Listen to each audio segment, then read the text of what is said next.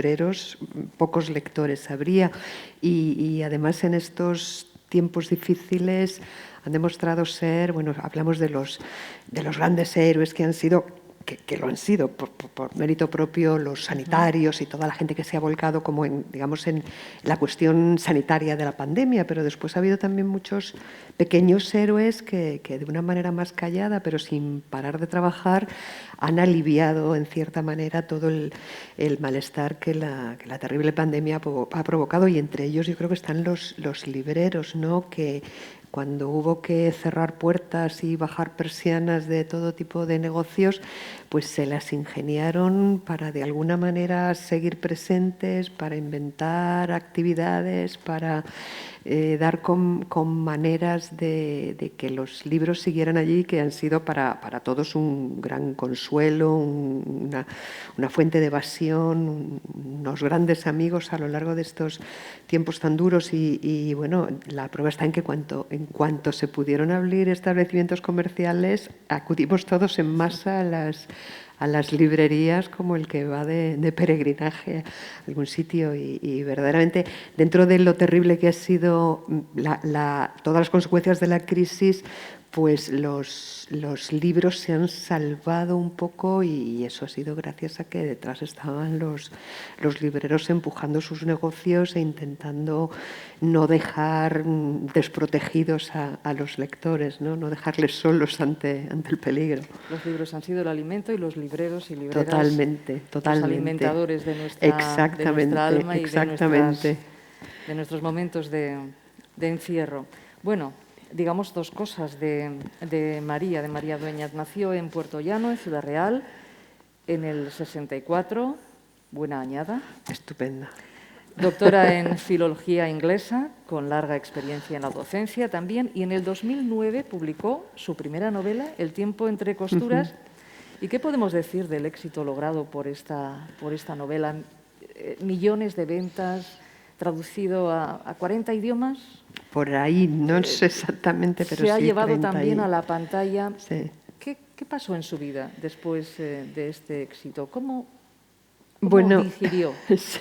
Bueno, bien, con alegría y con satisfacción, aunque es verdad que me trastocó muchas facetas de mi vida, pero también es verdad que ocurrió durante un periodo prolongado, ¿no? No fue como quien se acuesta sin nada y al día siguiente se levanta con un gran premio. Digamos que fue dilatado a lo largo de un tiempo, pero es verdad que sí que alteró algunos aspectos importantes de mi vida. Yo era profesora de universidad por entonces y me dedicaba, bueno, pues a mi docencia, a mis proyectos de investigación y a una vida organizada, ¿no? Y empecé a escribir El tiempo entre costuras sin tener la menor idea, no ya de si iba a tener o no éxito, no sabía ni siquiera si iba a encontrar a alguien interesado en publicarla. Yo no conocía a nadie en el mundo editorial ni en el mundo literario. Mi cauce eran las publicaciones académicas, pero que no tienen nada que ver con los libros, digamos, comerciales, de ficción. Pero bueno, empecé a escribir, terminé la novela, conseguí una agencia literaria que me representase, la agencia de Antonia Kerrigan, que decidió apostar generosamente por mí. De ahí saltó el manuscrito a la editorial Temas de Hoy, que entonces era un pequeño sello dentro del gran paraguas de Planeta, pero era como una editorial pequeñita que tradicionalmente se había dedicado a temas de no ficción, y en ese momento estaban abriendo una colección de narrativa. Y bueno, y como era una apuesta, digamos, un poco de tanteo, porque esa colección empezaba nueva, no se sabía qué desarrollo iba a tener, pues apostaron por voces ilusionantes, pero que tampoco tuviésemos un reconocimiento, ni una carrera, ni un pedigrí, y ahí acabó El tiempo entre costuras. Y se lanzó con una tirada pequeña en junio de 2009, van a hacer ahora 12 años, y bueno, y empezó ese fenómeno que a veces se da en la vida del boca a oreja contagioso, ¿no? Que los lectores empezaron a hacerse cómplices, a pasarse unos a otros. Oye, estoy leyendo, oye, me está gustando, oye, toma, te lo regalo, te lo presto, te lo dejo un rato, tal. Y bueno, y así empezó a rodar una especie de bola de nieve. Entonces empezaron a sucederse las ediciones, después saltó América Latina, después vinieron las traducciones, vino la serie. Yo dejé la universidad porque llegó un momento en el que vi que no podía llevar las dos cosas a la vez. Y ahí quedó. Y bueno, y a partir de ahí pues ya vinieron otros libros, otros proyectos y hasta hoy. Bueno, y además esta continuación de Sira, que es de alguna manera la continuación de aquella El tiempo entre costuras. Bueno, en el 2012 publicó Misión Olvido, que nos trasladó a California. En el 2015 paseamos con La Templanza por México, por Cuba. En el 2018 con Las hijas del capitán vivimos en Nueva York y en este 2021 con Sira pues empezamos en Palestina, pasamos por Londres y Madrid y después terminamos en Tánger, en Tetuán. ¿Le gusta viajar? Sí, me gusta. Bueno, a mí me gusta viajar, sí, por supuesto. Pero también me gusta que viajen mis personajes y también me gusta que de la mano de los personajes viajen también los lectores, sí. Sí. ¿Y elige las ciudades que ya conocía de antemano? Sí. Sí, normalmente, bueno, siempre hasta ahora, elegía sitios que ya conocía y después durante la escritura me gustaba volver otra vez. Bueno, porque ya casi ninguno son como fueron en su momento, muchos se han transformado enormemente, excepto ahora en la pandemia que no he podido volver porque ha sido imposible moverse. Pero vamos, normalmente sí, son sitios que conozco, pero para reconstruirlos como fueron en el pasado siempre debo acudir a documentación también, porque bueno, han pasado décadas y muchas de estas ciudades han sufrido grandes transformaciones y bueno, décadas ahora en algunos casos como no sé, en La Templanza, por ejemplo, nos íbamos al siglo XIX o en Misión Olvido con la California de las misiones, igual nos íbamos más atrás todavía. Entonces son viajes geográficos, pero también son viajes un poco en el tiempo, ¿no?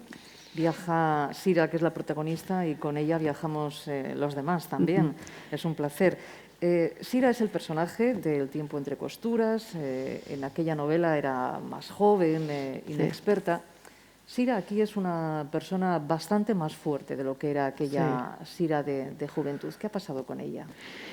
Pues han pasado años, en principio, ¿no? Que bueno, a todos nos hacen crecer, pero cuando esos años van acompañados de acontecimientos como guerras, es el caso de Sira, ¿no? Que vive primero, no dentro, pero vamos, sí afectándole, vive en el tiempo entre costuras, pasa por ella primero la guerra civil y pasa después con su impacto. Ella no está dentro de la guerra, pero sí que sufre sus consecuencias y después pasa la Segunda Guerra Mundial. Entonces, cuando por una persona pasan dos guerras, pasan negocios, pasan amores, pasan amistades de distinto tipo, pasan cambios geográficos, todo eso, bueno, pues más allá del cumplir años, además, ella se va, digamos, echando encima casi una coraza de experiencia vital que la ayuda a crecer también en más dimensiones. Entonces, en cierta manera, encontramos a una Sira distinta en ese sentido de que es más madura, pero también es más experimentada, más solvente, más viajada, más mundana, digamos. Además, va a ser madre a lo largo de la nueva novela, va a sufrir situaciones muy dramáticas que no podemos contar, pero que van a afectarla en lo más hondo y van a alterar el rumbo de su vida. Y también todo eso va a hacer que se vuelva, digamos, una mujer un poco más escéptica, ¿no? Un poco más crítica. Ya no es la Sira del tiempo entre costuras en la que siempre había alguien que la empujaba a hacer cosas o que la arrastraba o que de alguna manera la forzaba a tomar decisiones, a dar pasos, a enfrentarse a nuevas cosas. Ahora es ella quien va a decidir. Es verdad que le van a ir sucediendo acontecimientos o le van a ir ofreciendo cosas distintas, pero va a ser ella quien va a valorar sus prioridades, quien va a decidir si le interesa, si no le interesa. Ahora tiene un niño a su cargo, entonces digamos que sus intereses son otros, ¿no? Y entonces en ese sentido sí que es como más autónoma, más solvente y más... Nos llama la atención, por ejemplo, lo rápido que toma las decisiones. Sí, porque tiene las cosas mucho más claras. Es verdad que en el tiempo entre costuras todo lo dudaba mucho más, ¿no? Y siempre alguien le tenía que dar el último empujoncito para que actuara. Y ahora es ella la que rápidamente analiza, porque no las toma rápidas, pero no las toma sin de una manera irreflexiva. Ella piensa, sopesa, pero como tiene sus prioridades tan claras, pues enseguida es capaz de decidirse. Y de alguna manera nos parece casi una heroína clásica porque le van pasando tantas cosas. Sí, la pobre es que sufre de todo. Sí. Concatenando las situaciones sí. y claro, ahora está aquí, pero mañana está allí. Sí. Salta a los mares continuamente. Sí, le pasan muchísimas cosas. Le van pasando cosas, es cierto. Le van pasando cosas porque también ella va viviendo según las circunstancias que hay a su alrededor, ¿no? No es que ella vaya decidiendo quiero más, ¿no? No es ella quien va buscando, pero es verdad que son unos tiempos, después de la Segunda Guerra Mundial, que pues bueno, ha terminado la guerra, ya ha llegado la paz al mundo, y ni mucho menos, ¿no? El mundo sigue convulso en otras perspectivas y de otra manera, y entonces, bueno, pues van aconteciendo cosas alrededor que de alguna manera la van salpicando también, ¿no? Y eso es lo que hace que constantemente esté en movimiento, se le crucen coyunturas distintas y tenga que ir decidiendo por dónde van sus derroteros. Sin duda es una especie también de guía histórica, además de guía de viajes, esta novela. Por ejemplo, arrancamos en una Palestina muy diferente a la actual. En aquel momento están los británicos, los palestinos, los judíos. Las minorías de entonces son ahora las mayorías, son momentos muy convulsos. En fin, que también podemos aprender un poco de historia acompañando a Sira en este viaje histórico.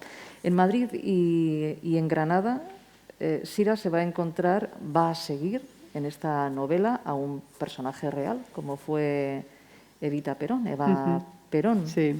Y después, más tarde, también va a encontrar otro personaje real, Bárbara Hatton. ¿Qué le ofrecen estas personas, estos personajes reales e históricos a la hora de coser, de crear la novela? Pues es que he tenido la inmensa suerte de que no he tenido yo que ir a buscar los personajes, sino que casi me han saltado ellos a mí, ¿no? Porque estamos en el año 47, ha terminado la Guerra Mundial, Sira ha vivido en Jerusalén estos tiempos poco tremendos para ella, se ha ido a Londres y una vez que va a volver a España, es esa España del año 47, de plena y durísima posguerra, y si hay un acontecimiento mínimamente luminoso en aquel país hambriento, oprimido, que todavía está empezando a cicatrizar las heridas de la guerra, pero que todavía está desolado y exhausto después de vivir primero la Guerra Civil y después la Segunda Guerra Mundial, que aunque España no interviniera directamente, sí que en cierta manera le afectó, y sobre todo a las consecuencias, ¿no? El apoyo de Franco a los países del eje, Alemania e Italia, luego le pasa una factura a España que la empobrece más aún. Y entonces en esos momentos tan difíciles en los que yo hago volver a Sira, digamos que me salta Eva Perón en aquella visita mítica del mes de junio del 47, cuando España vive sus peores momentos después de la guerra, casi porque Naciones Unidas le ha vetado el que entre a formar parte de su organización. Los países vencedores de la Segunda Guerra Mundial, los británicos, los franceses, los norteamericanos sobre todo, deciden que no van a intervenir en España para que vuelva la democracia, deciden que, bueno, condenan moralmente el régimen de Franco, pero deciden que no van a intervenir para derrocarle, con lo cual todos aquellos que estaban esperanzados en que los ganadores de la guerra echaran una mano y pudieran volver los exiliados y acabar esa España de ordeno y mando de entonces, pues resulta que no, que todo el mundo se lava las manos, con lo cual pues España está dejado de la mano de Dios, nadie dispuesto a ayudarle, Naciones Unidas fuera, vencedores de la guerra fuera, y el único país que le tiende una mano en aquellos momentos tan duros, por afinidad, digamos, histórica, por supuesto, y también por afinidad entre los regímenes políticos, es la Argentina de Perón, que entonces Argentina es un país riquísimo, es uno de los países más ricos. Llevaba ya todas las primeras décadas del siglo XX, desde finales del XIX, siendo un país muy rico, y además la Segunda Guerra Mundial le ha ayudado a consolidarse, pues porque ha estado comerciando, la guerra no le ha afectado para nada, no han participado, y lo único que ha sido es conseguir más beneficios. Entonces es una Argentina muy próspera, un país joven, un país muy dinámico, muy volcado en comercializar todos sus grandes recursos, y es el único país, la única nación que hasta España, donde no había nada de nada, porque los campos estaban arrasados, porque no había industria, porque no había importaciones, porque no había ayuda externa, no había nada, pues es el único país que decide ayudarle. Y entonces Franco, en agradecimiento y también un poco para apestillar esas ayudas, decide invitar a Perón. Perón no puede venir, el presidente, porque acaba de ser elegido el año anterior, está todavía con el arranque de su mandato, pero por no hacer un feo, pues decide mandar, y porque también le interesa internacionalmente esa imagen, ¿no? Decide mandar a su mujer, a Evita, que es una joven que tiene 28 años todavía, ninguna experiencia internacional, que viene del mundo del radioteatro, que no tiene una cultura, ni una educación, ni una formación, pero aún así ella es audaz, es valiente, es osada, y decide venirse a España. Y entonces aquí Franco le organiza, Franco y su régimen le organizan una visita donde echan lo que no había, porque aquí es que no había nada. Pues aún así es una barbaridad de ágapes, de banquetes, de bandas de música, de desfiles, de gente aclamándolo por las calles. Y, en fin, aquello se convierte más que en una visita, que lo es, en una especie casi ya, una cosa un poco salida de madre, pero aún así, Evita actúa a su manera, de una manera muy desenvuelta, algunas veces saltándose el guión, tanto la agasajan y tanto la aplauden y tanto la miman, que ya decide ya ponerse el mundo por montera, y entonces empieza a llegar tarde a los actos, dice lo que quiere cada vez que le dan un micrófono, tiene a Franco esperando horas, revoluciona el Palacio del Pardo, y al final se convierte en un periplo que dura unas cuantas semanas, y el día que ya se va de España con rumbo a despega de su avión desde Barcelona rumbo al Vaticano a ver al Papa, como que aquí ya todo el mundo descansa casi, porque había sido una cosa de lo más intensa. Pero para el pueblo, que no tenía otro entretenimiento, pues la visita de Evita fue algo que se recordó durante décadas. Y Cira, con esa capacidad que tiene para entrar hasta la cocina de los sitios. Totalmente. Pues entonces nos cuenta, ¿no?, perfectamente ese contraste entre la hambruna que había en España y, por otra parte, todos los fastos, en fin, el dineral que se gastó en aquel viaje en agasajar a aquella Evita de Perón. ¿Y Bárbara Hatton también se la encontró? Y Bárbara Hatton igual, es que Bárbara Hatton justamente en ese verano del 47, unos meses antes se efectúa toda la operación financiera, pero ese verano es cuando ella se instala en una especie de palacete que se ha comprado en Tánger, en la medina de Tánger también. Nadie sabe por qué, nadie se explica qué tenía ella que ver con Tánger, pero no tenía nada que ver, absolutamente. Pero ella vivía en París por entonces, y alguien le dice que ha salido a la venta en realidad no es un palacio Sidi Hosni, es una gran casa hecha con pequeñas casas de arquitectura moruna típica en la medina de Tánger, que el antiguo cónsul de Estados Unidos en Tánger a lo largo de los años fue trabajando, fue comprando, fue uniendo, fue restaurando con materiales originales hasta hacerla un sitio muy bonito, pero realmente no es el palacio de una millonaria a lo que ella estaba acostumbrada. Y entonces, sale a la venta porque este cónsul se va a jubilar y lo compra Bárbara Hatton.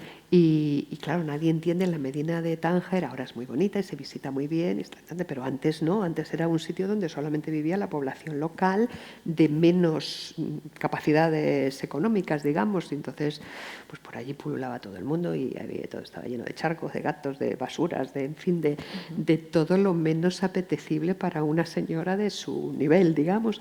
Pero como ella tenía ese punto un poco especial, pues decidió que sin ver la casa siquiera, creo, decidió visitarla en un momento y dijo, vale, me la quedo. Se la compró y allí tenemos a Bárbara Hatton y luego estuvo durante décadas, no viviendo en Tánger porque nunca se quedó del todo como residente, pero sí que pasaba todos los veranos un par de meses. Son dos mujeres que llevan consigo tanto atractivo, ¿no? tanto interés. Bárbara Hatton, la rica heredera, con tantos maridos. Cary Grant entre ellos. Sí, Cary Grant, que fue el que mejor se portó con ella, porque la mayoría lo que hicieron fue pues sacarle el dinero y ella era un personaje no muy fácil, digamos, para la convivencia, pero se fue casando con una serie bueno, entre caraduras y aprovechados y tal, y todos desde luego se separaron y todos se llevaron algo menos Cary Grant, que fue el único que fue un señorazo y dijo que él no quería nada. Bueno, estos son los personajes femeninos más importantes. Sira, la protagonista, estas dos mujeres que además fueron mujeres reales. Hay tres hombres fundamentales en esta novela y además algunos ya les conocemos de antes, ¿no? Marcus, Ramiro y Nick Sauter.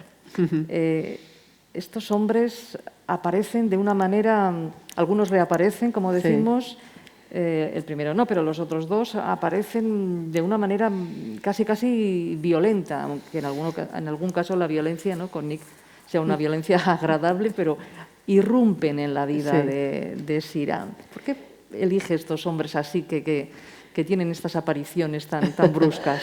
Pues quizás un poco como estábamos hablando al principio, ¿no?, de que Sira no va buscando ella las aventuras, ella no tiene grandes objetivos, ella no tiene grandes ambiciones, ¿no?, por las que luchar, pero al final la vida le va poniendo por delante coyunturas, circunstancias más adversas, más complejas o menos, y ella tiene un poco que actuar en función de eso. Y con los hombres que se le van cruzando le pasa un poco por el estilo, ¿no? Ella no es, ay, he visto este chico, me gusta, voy a ver si me hago la encontradiza. No, para nada. A ella se le van cruzando unos tipos que son como ciclones en su vida, ¿no?, y que al final, de una manera u otra, se acaban quedando con ella. Tenemos a Marcus, como has dicho, Marcus Logan, que bueno, lo conocemos del Tiempo entre costuras. Ahora sabremos primero que no se llama Marcus Logan, que se llama Mark Bonnard, porque es un agente encubierto al servicio de la inteligencia británica. Y ahora, en el tránsito de un libro a otro, Sira y Marcus sabemos que se casaron en Gibraltar en plena guerra, en una ceremonia muy modesta y muy austera, pero un poco para cubrirla a ella en cierta forma por sus colaboraciones con el servicio secreto. Y bueno, digamos que Marcus va a estar presente en el primer tramo de la vida de la nueva vida de Sira en esta novela. Y después, bueno, pues van a pasar circunstancias y acontecimientos que van a hacer que Marcus ya no siga a su lado. Y después nos vamos a reencontrar con Ramiro. Sí, eso no sé si lo deberíamos decir, pero bueno, en algún momento va a aparecer Ramiro. Ramiro era un personaje que me preguntaba mucho en el Tiempo entre costuras, constantemente en encuentros como este con lectores, cuando después se abría turno de palabras, siempre había alguien que levantaba una mano y dice: ¿cómo has sido capaz de dejar que Ramiro se fuera de esa manera, sin darle un escarmiento, sin darle lo que se merecía, porque fue desde luego un canalla y un desgraciado con Sira? No, bueno, pues ahora vuelve Ramiro, ya veremos. Y además vuelve jugando fuerte. Y bueno, ahí va a haber una tensión constante que se va a prolongar durante gran parte de la novela y una tensión, no una tensión sentimental ni sexual ni eso, para nada, no es una, bueno, pues ya no hay afecto, pero hay otros intereses incluso más fuertes y más poderosos que los van a tener en tensión a lo largo de gran parte de la trama. Y después sí tenemos un tercer hombre, que es Nick Sauter, que lo tenemos al principio y al final de la novela, que es un tipo muy carismático, un hombre de radio que en principio tiene poco que ver con Sira, pero que bueno, de alguna manera va a entrar también en su vida con una fuerza enorme. Y ese es el otro gran protagonista de la novela, la radio. La radio. La radio aparece en las primeras páginas de la novela y está en la última página de la novela. Sí. ¿Le gusta la radio? Sí, bueno, a mí me gusta la radio y a ver, yo soy buena oyente de radio de siempre, pero me gusta sobre todo el papel legendario de la radio en aquellos años, ¿no? Porque hoy la radio es un medio más, pero tenemos prensa montones y tenemos televisión y tenemos, por supuesto, todo lo que conlleva Internet y tenemos redes sociales, pero en aquellos años había prensa, que era un medio, digamos, de distribución lenta, ¿no? más local, y había radio, y la radio era lo que saltaba fronteras. Además, la radio había sido muy, muy potente y muy útil como arma de propaganda en la Segunda Guerra Mundial, y una vez terminada la guerra, pues seguía muy, muy activa.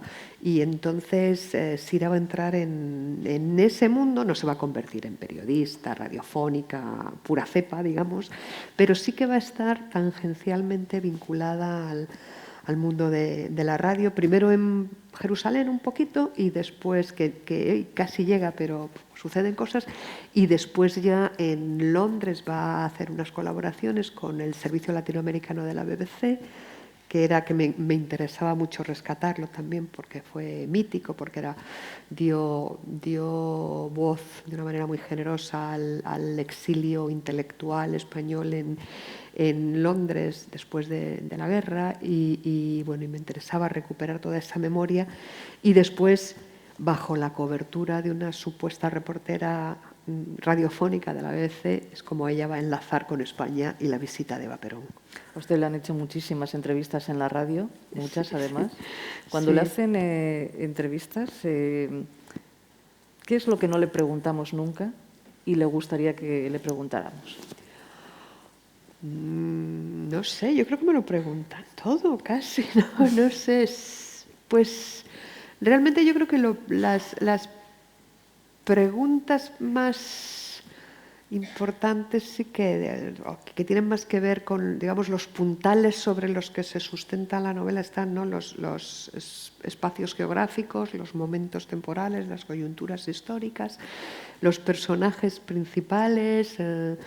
Yo creo que las preguntas están más o menos por ahí. Lo que no se pregunta, yo creo que ahí está la magia de la lectura, ¿no? Que es después lo subyacente que cada cual disfruta o que cada cual interpreta a su manera, con su imaginación en el transcurrir de las páginas, ¿no? Que eso también es algo que me hace gracia, ¿no? A veces vienen lectores y me hacen unas sublecturas o unas interpretaciones que ni yo a veces he caído y que de pronto alguien decide interpretarlo, pero además justificadamente de alguna manera. Y digo, pues quizás es verdad y no me he dado cuenta yo al escribirlo que esto era así. Entonces yo creo que con las preguntas que hacemos y las respuestas que yo doy tenemos suficiente, ¿no? Para que se sustente la novela, para dar ganas de leerla, y después ya está la imaginación de cada cual para interpretarla. En estos encuentros además hay que tener un poco de cuidado, no podemos desvelar todo. Pues yo tengo que tener muchísimo cuidado porque además yo soy muy dada a hablar más de la cuenta, porque a mí no me importa como lectora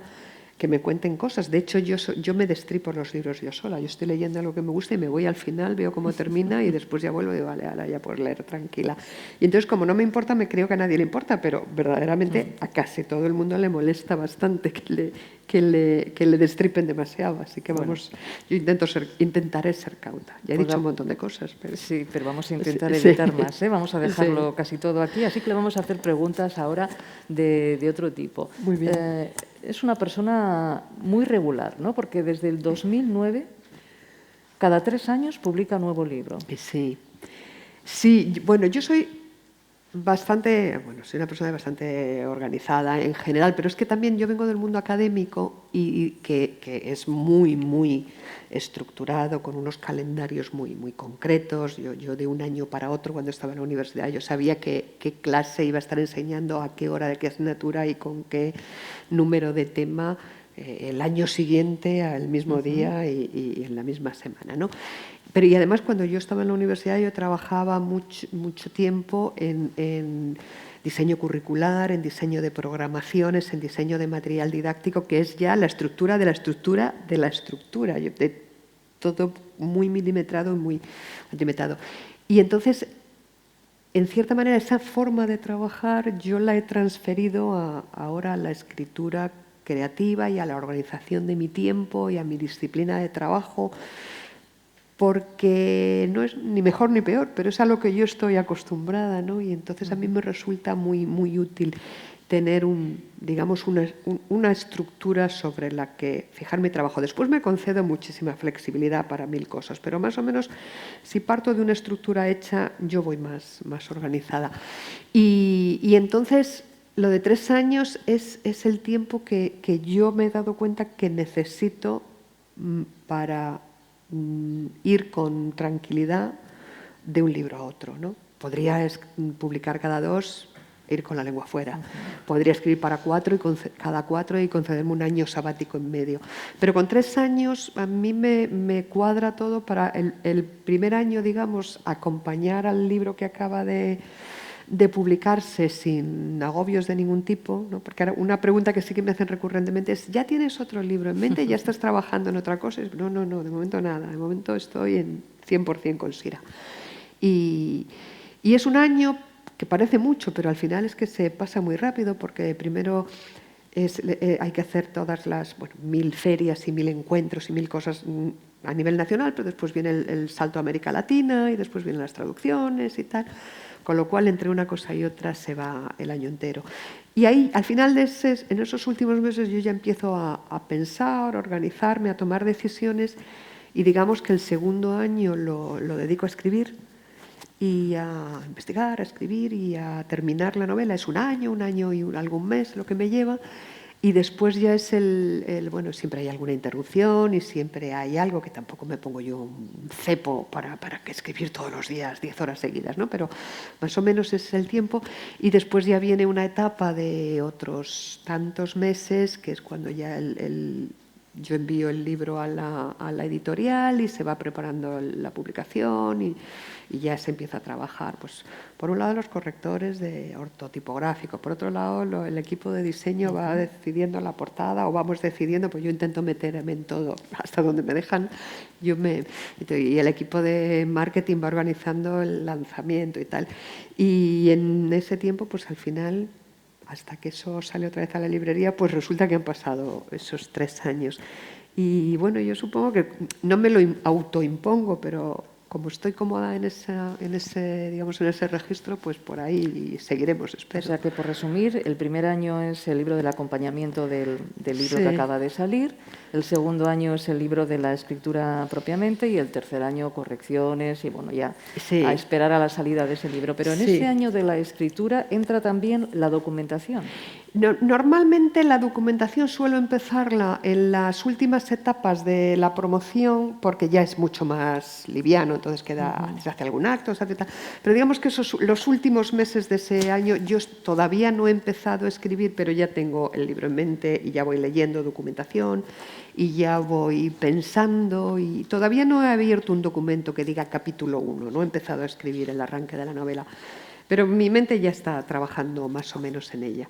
Y luego ya cuando empiezo a escribir sí que es un año, igual son 13 meses, igual son 14 meses, no es de enero a diciembre. Esta última novela sí que fue de 1 enero a 1 diciembre, pero vamos, puede ser un poco más, puede ser un poco menos. Lo digo porque estoy buscando las páginas exactas. Hay una documentación exhaustiva en este libro. Pero porque, bueno, me pasa con todos mis libros. A mí la documentación primero me interesa mucho porque necesito esos sustentos para mi novela, pero es que además me interesa. Por muchas veces quizás no hace falta que lea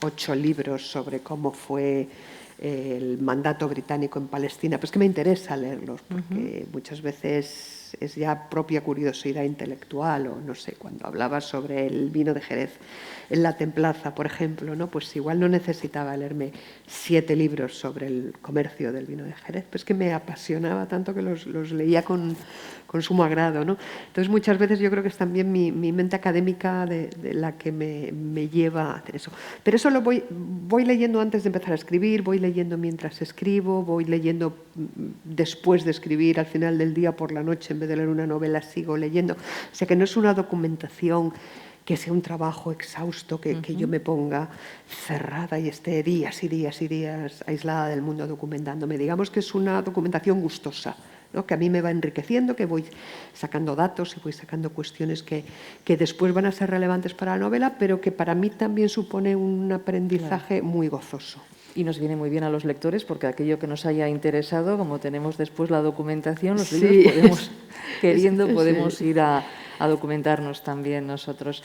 Si les parece, podemos abrir ahora un turno de palabras. No sé si tenemos ya, Soraya y Asir, si tenemos alguna cartulina ya preparada. Si nadie ha intervenido todavía, pero si alguien, este puede ser un buen momento para hacer alguna pregunta, apuntar alguna pregunta, algún comentario, alguna cosa que... Muchas de las cosas que seguro que quieren saber y todavía no hemos comentado en esta charla. Es este momento porque si no, si les parece, pasaríamos como...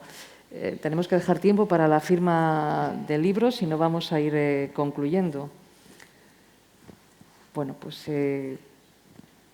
si no hay ningún comentario o pregunta, vamos a ir concluyendo. Ya sabemos entonces que no podemos preguntar qué es lo que tiene en mente María para el próximo libro. No nos va a contar, que seguro que hay alguna idea ya a punto de ser desarrollada. Pero no, tengo algunas ideitas por ahí, pero no sé... Solo una pista, ¿dónde vamos a ir con la siguiente novela? Es que no lo sé todavía porque... no lo sé. No, porque tengo varias ideas en mente, pero como no sé por dónde sí, por dónde no, pues... Pero sí que me gustaría buscar escenarios nuevos, no volver a los mismos, sí. Cosas distintas. Abriremos nuevas puertas y viajaremos otra vez. ¿Y Sira volverá algún día? Tampoco lo sé. Ahí está, yo creo que ahí está la decisión. Primero va a ser si Sira volverá o no volverá o tal, y después a raíz de ahí necesitaremos, porque la novela vuelve a quedar un poco como quedó El tiempo entre costuras, que en el tiempo entre costuras no lo hice a propósito, el dejar un final abierto como para volver, si no tenía todavía ni editorial siquiera. Lo dejé como invitando a los lectores a que ellos, después de haber acompañado a Sira durante 600 y pico páginas, que aquellos decidieran cuál podría ser el final de la aventura. Y yo pensaba que esa invitación a los lectores a hacerles cómplices, pensé que era un gesto fantástico por mi parte, toda generosa yo y toda encantadora. No sabes la de broncas que me echaron, porque decían, pero ¿por qué nos haces esto? Tú nos lo tienes que cerrar. Porque claro. Ahí me di cuenta de que a los lectores les gusta todo atado y bien atado, porque al final es un poco como que... Lo entendí después, ¿eh? En principio, a mí sí que me gusta participar y decidir, pero es verdad que hay muchos lectores que dicen, oye, tu responsabilidad como escritora es cerrarnos esto, no nos lo dejes abierto, no te leves las manos al final, tú concluye. Y entonces ahora he vuelto a... Ya no queda tan abierto, pero bueno, ahí queda un final que... Igual puede ser un adiós permanente a Sira, que igual puede ser un punto seguido. Quizá y de momento todavía no he tomado esa decisión. Quizá dentro de unos años, ¿no? Han pasado unos cuantos años desde el tiempo entre costuras. Sí, ninguna prisa y ninguna presión por parte de los lectores, encantados, así que no. Habrá otras cosas, otras historias, probablemente, otras geografías, y ya volveremos si hace falta a Sira, a lo largo de estos meses. Yo supongo que ya cuando pase el verano, así más o menos ya tendré una idea, pero de momento ninguna prisa.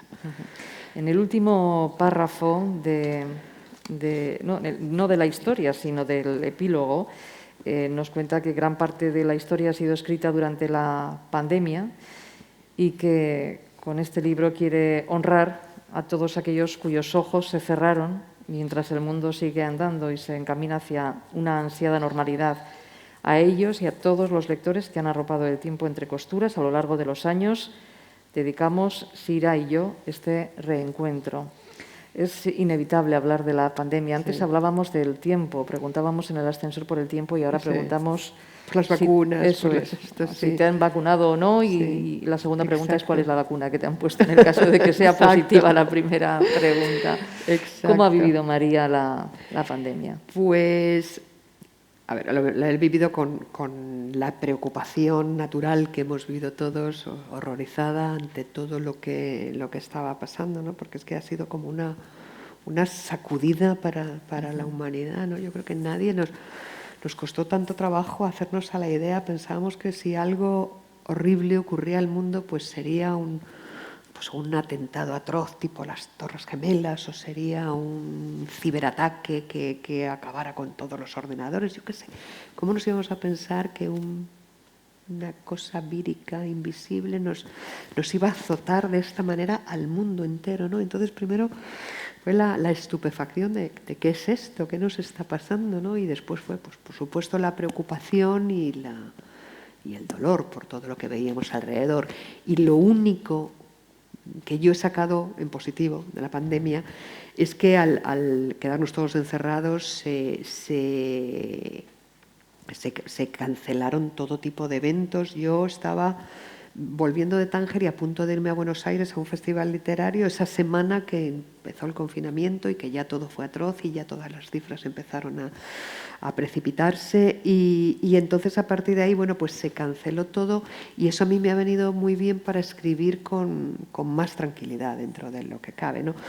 Porque, bueno, no hay que hacer los parones, está muy bien, los encuentros con lectores son una alegría siempre, pero es verdad que, sobre todo cuando son viajes un poco más largos, haces un parón de 4, de 5 días, de una semana y después coger el ritmo cuesta otra vez, ¿no? Ya no el ritmo de trabajo, sino dónde quedaron las cosas, hacia dónde íbamos y todo eso. Entonces, en ese sentido, digamos que ha sido más fluida la escritura, pero también es verdad, y yo lo he hablado con muchos compañeros de oficio y de otras profesiones, que no hemos estado al 100% todos a la hora de escribir, ¿no? Estábamos con un ojo pendiente de lo nuestro y con el otro oído pendiente de cómo evolucionaba todo, de si la curva se aplana, no se aplana, de cómo van las UCIs, de cómo iba todo. Entonces, bueno, yo pues por una lectura, a ver, un poquito de interpretación positiva, pues la fluidez con la que he podido escribir sin parones, pero por todo lo demás, pues ha sido un tiempo que ojalá no lo hubiéramos vivido. De positivo nada.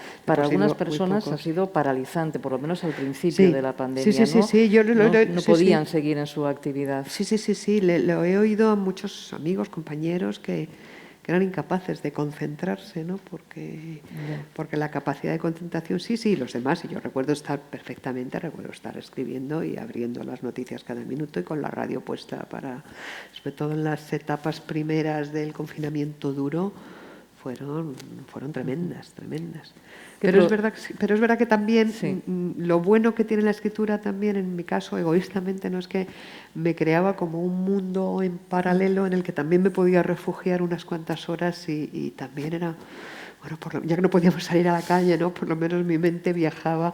Para muchos ha sido la lectura, para mí también la lectura, pero a ratos también la escritura ha tenido ese poder de evasión que la realidad no nos proporciona. Esa nube literaria nos ha venido muy bien, pero muy bien además a los lectores. ¿Qué programa le queda para los próximos días o meses? ¿Mucho viaje? Pues muchos menos viajes que otros años con otros libros, pero sí que algunos. Ahora voy a estar el fin de semana voy a estar en la Feria del Libro de Valladolid y después pues cosas como ya más sueltas, algunas en Madrid, otras en...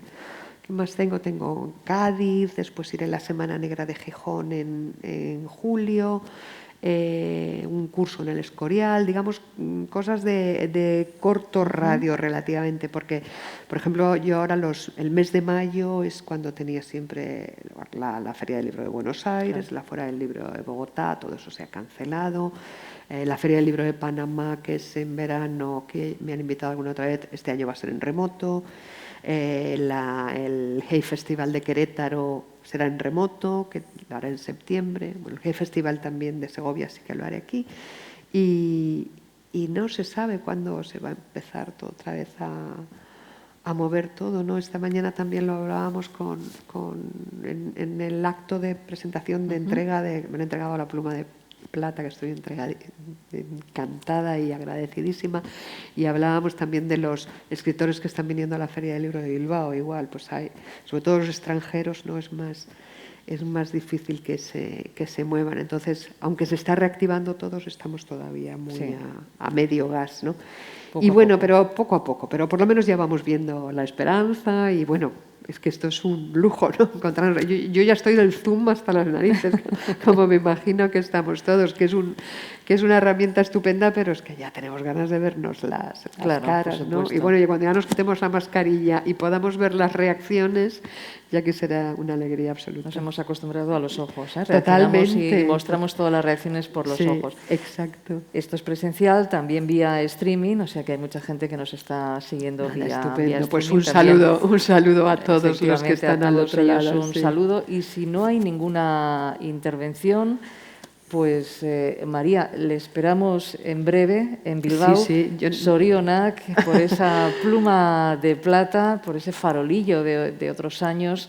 Estamos encantados de que esté aquí. Muchísimas gracias. Y de que nos acompañe siempre con novelas como esta Sira, que nos hacen soñar y nos hacen viajar por esos parajes y esas historias y esos acontecimientos históricos tan maravillosos. Muchísimas gracias a todos los presentes y los ausentes, pero en la distancia. De verdad que es una alegría venir a Bilbao. Creo que he venido con todas mis novelas y desde luego no seguiré faltando con las siguientes. Pues dentro de 3 años...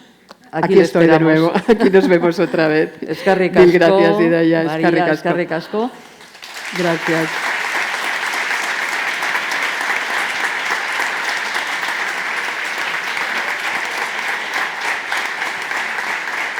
Muchas gracias. Y ahora, como decíamos, aquellas personas que quieran la firma, que se queden por favor en las butacas, y Soraya y Asier organizan el asunto. Eskerrik asko. Mesedez, itxaron eseri